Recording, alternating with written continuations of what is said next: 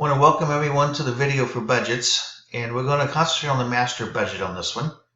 And the master budget is actually made up of several smaller budgets: the sales budget, production budget, direct material budget, direct labor budget, overhead budget, cost of goods sold budget, the income statement, and so on. What we have here is some information on how to do the budgets, and we're going to start with this information up here. This information we need for the sales budget right there. And what we'll do to start with, the sales budget is probably considered one of the most important budgets you can come up with for accuracy, because all the other budgets are based off of the sales budget. So we'll start with, and this should come from the marketing department, and try to have an honest opinion of what they can actually sell. So we bring those numbers down, just like they are up there for the 3 months. And then we have the quarter total, which is them added up for the total. And then we also need a monthly total, and that's the month added up. And this is our budget based on physical units. Then we'd like to have dollar values also. So it's 4,000 times the $50. I want absolute value of that one. So I can take $50 times each of those cells. Each of the dollar amounts that's in there. We'll take $50 in the same way going down. And then again, we need the quarter totals, which would be 575, because all you do is add them up. And then we have the monthly totals, which is the month added up, which is for 615 for January, and then 515 and 675,000 for a total 1,805,000 for the quarter. Okay. Now we need the production budget. Okay, so for the production budget, again, you see we start with projected sales. We want units, so projected sales is the 12,300, and we then bring that across. We also need April's.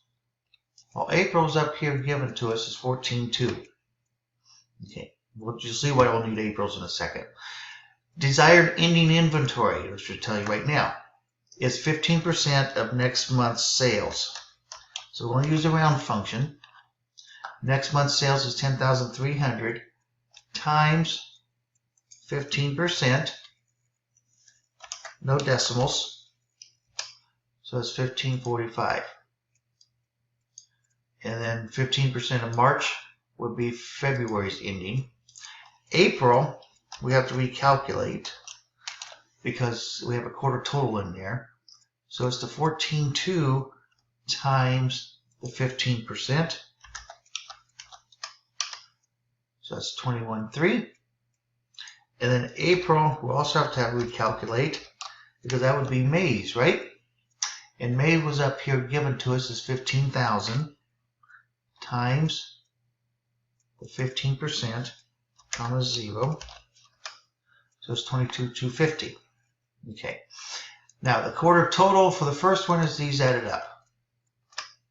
Okay, however, this one, the quarter ends March 31st, so we don't add up inventory because it doesn't accumulate, so it's 2130.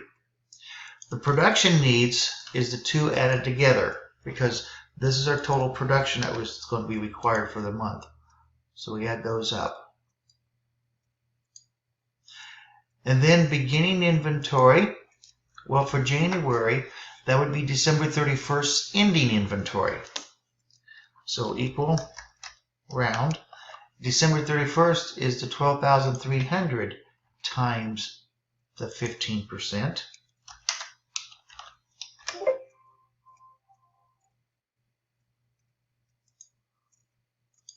Okay, which is, I forgot a comma. Which is 12,300 times the 15%. Okay. And now this, we already have calculated.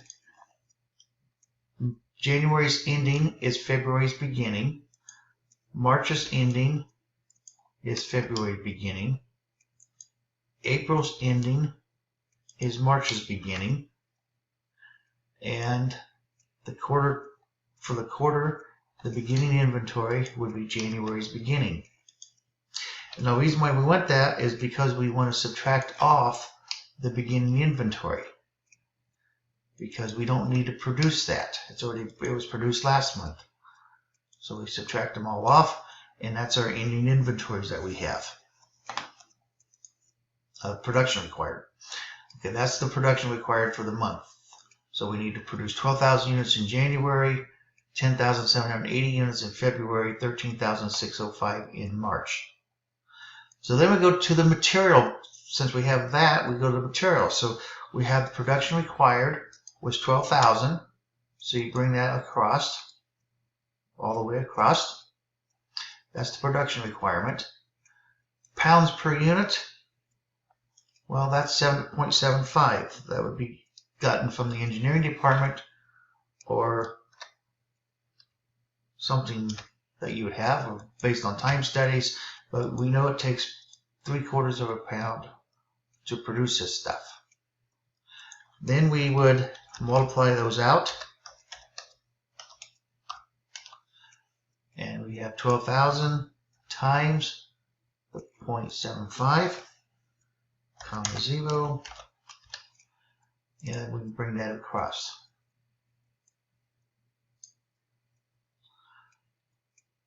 Now, desired ending inventory, the way this is given, we can't determine it. Not at this point, because it says beginning inventory. It says beginning inventory, so we have to come down here to beginning inventory is equal to 20% of the current month's requirement. So equal, so we go to beginning inventory. We can still get it later. Current months, that's 9,000 times 20%. We want 0 decimals, so that's 1,800. Then we just bring this across. I want to bring it all the way across, and then I want to delete this one because that's beginning inventory, so that's equal to the 1,800. Now, ending inventory would be February's beginning for January. February's beginning would be March's ending, and March's beginning would be, or ending, I should say, would be April's beginning. And then the same thing here, April's beginning, April's ending is the quarter ending. So again, we add these two together. So we have 9,000 plus the 1,617. We add them across. We subtract the beginning because we don't need to purchase those. So we bring that across. And then we also notice $8.50 a pound. Okay, that's what our price per unit is. Now, whenever you have these prices, if you know the price increase, just go ahead and change it. I don't need to round. I'm going to round just to be consistent with it. So we have this, we do it all the way across.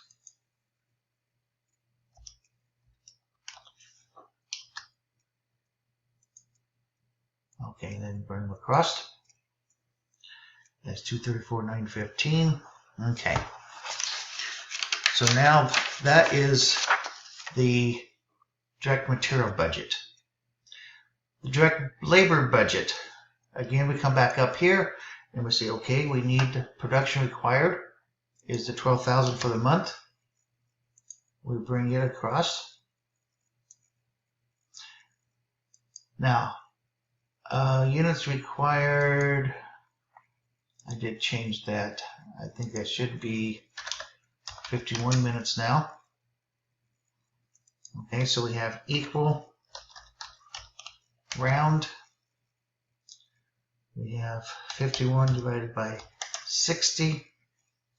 This will need to carry 2 decimal places, and it's 0.85. Okay, so it takes 51 minutes. I remember I did change that one. So it's 51 minutes, and there's 60 minutes in an hour, so it takes 0.85 hours. I don't want to know how many minutes it cases because you want to make sure it's in the same units. So then we have 12,000 times the 0.85. Go back to my 0 decimals.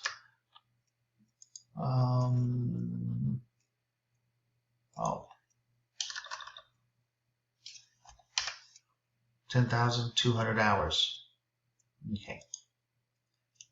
Then we just simply copy that across, and that's how many hours we have. We're currently paying them $14 per hour.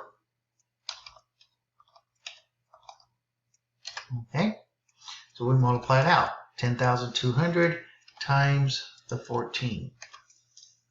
So that's 142,800. Bring them across, and that's my direct labor budget. Then I have the factory overhead budget. And I think I'll save that for next time.